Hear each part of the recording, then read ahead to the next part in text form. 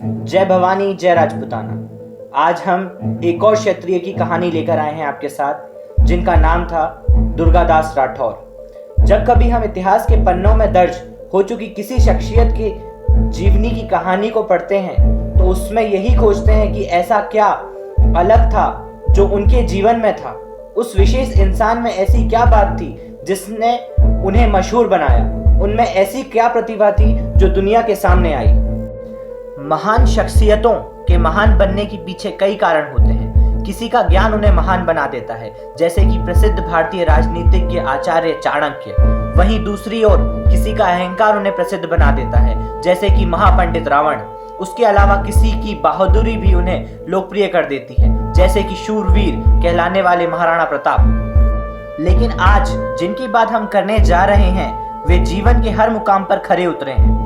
फिर चाहे वह राजनीति हो, कूटनीति हो या फिर शत्रु का संहार करने की नीति हो, उन्हें हर मोड़ पर अव्वल ही पाया गया है। लेकिन निराशा है इस बात की कि दुनिया में उन्हें महज एक अच्छा योद्धा कहकर ही सम्मानित किया जाता है। लेकिन इससे कई बढ़कर हैं वीर शिरोमणि दुर्गादास राठौर। वे मात्र एक वीर नहीं थे, वे मात्र एक अच्छे योद्धा नहीं थे, बल्कि इससे बढ़कर वे एक महान राजनीतिज्ञ थे जिससे दुनिया को याद रखना चाहिए।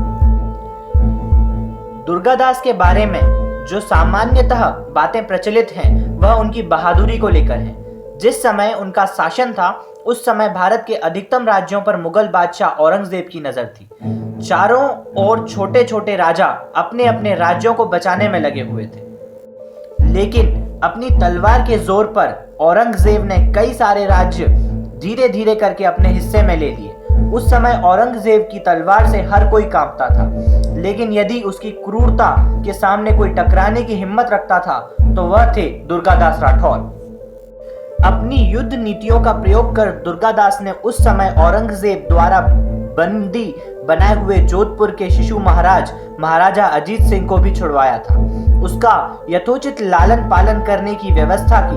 दुर्गादास ने मारवाड़ की आजादी के लिए औरंगजेब की अथाह शक्ति के आगे मराठों की तर्ज पर छापामार युद्ध जारी रखकर उसे उलझाए रख। कहते हैं जब औरंगजेब को यह एहसास हुआ कि उसकी शक्ति को ललकारने वाला दुर्गादास राठौर तमाम कोशिशों के बाद भी हार नहीं मान रहा, तो उसने दुर्गादास को विभिन्न वस्तुओं का लाभ देना आरंभ कर दिया। उसे एक बड़ा शासन, नौकर चाकर, मुगल शासन में एक अच्छा ओहदा इत्यादि प्रलोभन प्रदान किया, लेकिन अति स्वाभिमानी दुर्गादास ने सभी ठुकरा दिए। इस घटना के बाद हर कोई दुर्गादास को और भी अच्छे से जानने लगा। लेकिन दुर्गादास राठौर की इन बातों को शायद हर कोई जानता होगा, लेकिन जो लोग नहीं जानते वह यह है दुर्गादास राठौर आखिरकार एक महान योद्धा कैसे बने, एक आम सा बालक एक महान कूटनीतिज्ञ कैसे बना। यह सभी बातें बताने जा रहा है। दुर्गादास राठौर का बचपन कृषि कार्य करते बीता था। जिस माहौल में वे बड़े हुए वहां उन्हें शिक्षा मिलने का कोई स्रोत नहीं था। दरअसल दुर्गादास की मां एक वीर नारी थी। उनकी वीरता के चर्चे सुनकर ही जोधपुर के सामंत आस्करण ने उससे शादी की, लेकिन दोनों का रिश्ता कुछ ज्यादा समय तक चल ना सका एवं अंत में आस्करण ने दुर्गादास व उसकी माता को जीवन गुजारने के लिए कुछ भूमि देकर अपने से दूर कर लिया। पति से अलग होने के बाद दुर्गादास की मां ने अपने पुत्र के साथ ही जीवन व्यतीत करने का फैसला किया।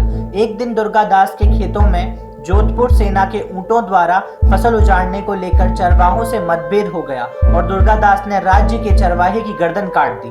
फलस्वरूप जोधपुर के सैनिकों द्वारा दुर्गादास को महाराज जसवंत सिंह के सामने पेश किया गया।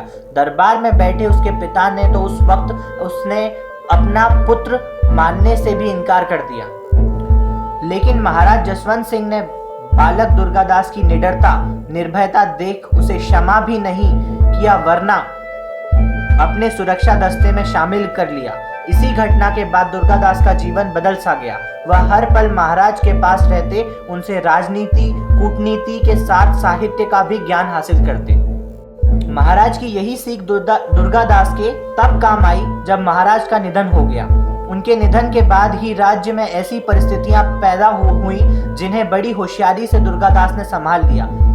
इसमें कोई दो राय नहीं कि राज्य में दुर्गादास राठौर के पास कोई खास पद नहीं था, लेकिन अपनी प्रतिभा से वह पूरे राज्य में प्रसिद्ध थे।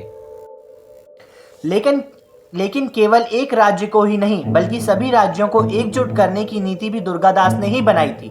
यह वह समय था जब औरंगजेब के डर से विभिन्न राज्यों के राजा बिखर रहे थे। वे अपने अपने राज्यों को बचाने की ही नीति बना रहे थे, लेकिन दुर्गादास ने उन्हें एकजुट होने के लिए कहा। सभी राज्यों को एक करके औरंगजेब के खिलाफ लड़ने के लिए प्रेरित किया। जयपुर, जोधपुर, उदयपुर के सभी राजपूतों को एक करके एक बड़ी शक्ति बनाई थी दुर्गादास ने।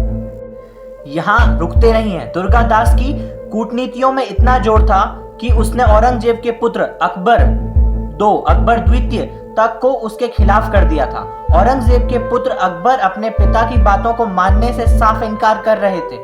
अपने पिता के खिलाफ विद्रोह किया, लेकिन इतना कुछ करने के बाद जब स्वयं अकबर को अपने पिता से किसी प्रकार का सहयोग हासिल ना हुआ, तब दुर्गादास ने ही अपने अंतर्राष्ट्रीय संबंधों से अकबर की मदद की। इस बात से यह अंदाजा लगाया जा सकता है कि दुर्गादास जी की जड़ें भारत में ना होकर दूर दूर तक फैली थी। उस समय मराठा सम्राट संभाजी भी हुआ करते थे। इतिहासकारों के तथ्यों के अनुसार एक बार कुछ लोगों ने संभाजी की हत्या करने का षड्यंत्र किया, जिसमें अकबर को भी शामिल करने का निमंत्रण था। पत्र भिजवाया गया। यह प्रस्ताव अकबर को भी कुछ ठीक लगा, क्योंकि संभाजी अकबर की बातों को मानते नहीं थे। अगर आपने हमारी संभाजी वाली वीडियो नहीं देखी है, महाराज संभाजी भोसले की, तो मैं आई बटन में लिंक दे दूंगा, वो वीडियो वहां से भी देख सकते हैं। किंतु कुछ भी करने से पहले अकबर ने दुर्गादास से सलाह मशवरा करने का फैसला किया। दुर्गादास ने अकबर को सीधा संभाजी से बात करने की सलाह दी और अपने दिल की बात को सामने रखने को कहा। अकबर ने ठीक वैसा ही किया, जिसके बाद संभाजी की न केवल जान बच गई, बल्कि साथ ही अकबर संभाजी के चहेते भी बन गए। यह घटना दुर्गादास को एक महान षड्यंत्रकर्ता होने के साथ साथ षड्यंत्र को भेद सकने की प्रतिभा रखने वाला भी मानती है। उन्होंने एक ही ध्येय रखा, कभी निष्ठा मत बदलो, तो व्यक्ति बार बार निष्ठा बदलता है, वही लालच में आकर षड्यंत्रों में फंस अपना नुकसान खुद करता है। तो जाना आप सभी ने, मेरे भाइयों बहनों, ऐसे थे महान दुर्गादास जी राठौर।